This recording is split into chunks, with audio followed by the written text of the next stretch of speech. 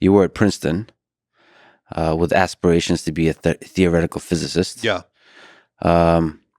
What attracted you to physics, and why did you change your mind and not become why you're not Jeff Bezos, the famous theoretical physicist? So I loved physics, and I studied physics and computer science, and I was proceeding along the physics path. I was planning to major in physics, and I wanted to be a theoretical physicist. And the computer science was sort of something I was doing for fun. I really loved it. And I was very good at the programming and doing those things, and I enjoyed all my computer science classes immensely. But I really was determined to be a theoretical physicist. It's why I went to Princeton in the first place. It was definitely, and then I realized I was going to be a mediocre theoretical physicist. And there were a few people in my classes, like in quantum mechanics and so on, who they could effortlessly do things that were so difficult for me. And I realized, like, there are 1,000 ways to be smart. Mm-hmm. And to be a really, theoretical physics is not one of those fields where the, only the top few percent actually move the state of the art forward.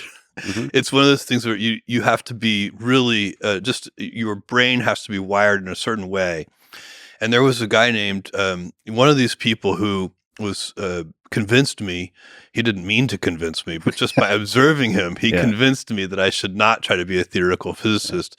His name was Yosanta. And Yosanta was from Sri Lanka. And he was one of the most brilliant people I'd ever met. My friend Joe and I were working on a very difficult partial differential equations problem set one night.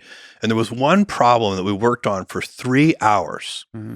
And we made no headway whatsoever. And we looked up at each other at the same time and we said, Yosanta. So we went to Yosanta's dorm room and he was there. He was almost always there. And we said, Yosanta, we're having trouble solving this partial differential equation. Would you mind taking a look? Mm-hmm. And he said, of course. By the way, he was the most humble, most kind person. Mm-hmm. And so he looked at our problem and he stared at it for just a few seconds, maybe 10 seconds. And he said, cosine. And I said, what do you mean, Yosanta? What do you mean cosine? He said, that's the answer. Mm-hmm. And I said, no, come on. And he said, let me show you. And he took out some paper and he wrote down 3 pages of equations. Mm-hmm.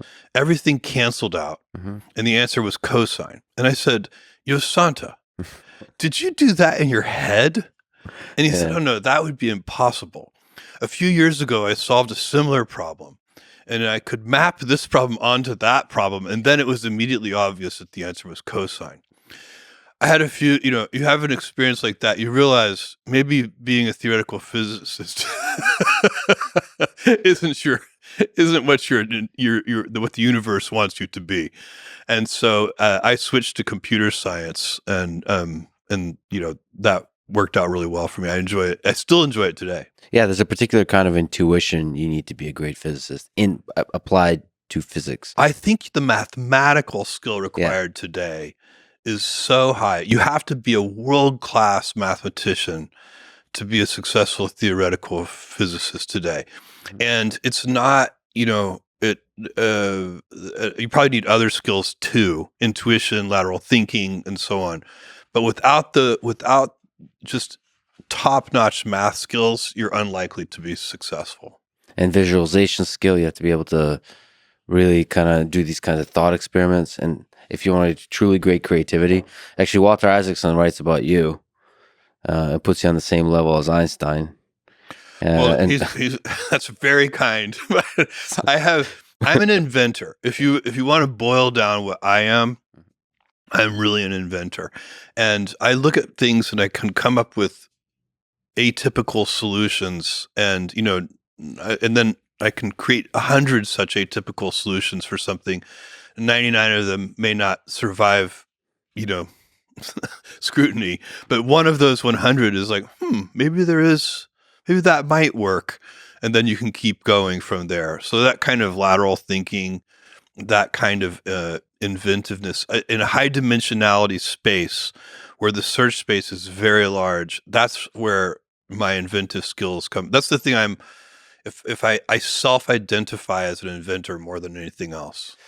Yeah, and he describes in all kinds of different ways. Walter Isaacson does that creativity combined with childlike wonder that you've maintained still to this day. All of that combined together. Is there, like, if you were to study your own brain, introspect, how do you think? What's your thinking process like? We'll talk about the writing process of putting it down on paper, which is quite rigorous and famous at Amazon. But how do you, when you sit down, maybe alone, maybe with others, and thinking through this high dimensional space and looking for creative solutions, creative paths forward, is there something you could say about that process? It's such a good question, and I honestly don't know how it works. If I did, I would try to explain it. I know it involves lots of wandering. Yeah. So when I sit down to work on a problem, I know I don't know where I'm going.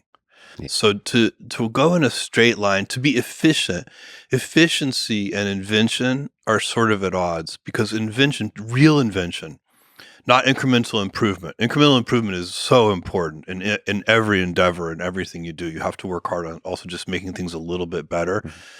But I'm talking about real invention, real lateral thinking. That requires wandering, and you have to give yourself permission to wander. I think a lot of people, they feel like wandering is inefficient, and like when I sit down at a meeting, I don't know how long the meeting is going to take if we're trying to solve a problem, because if I did, then I'd know there's some kind of straight line that we're drawing to the solution. The reality is we may have to wander for a long time.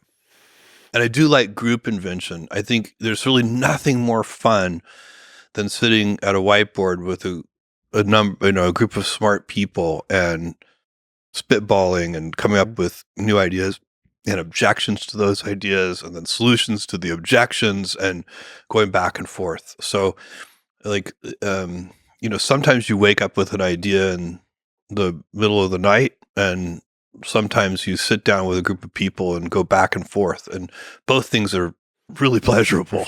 And when you wander, I think one key thing is to notice a good idea, and to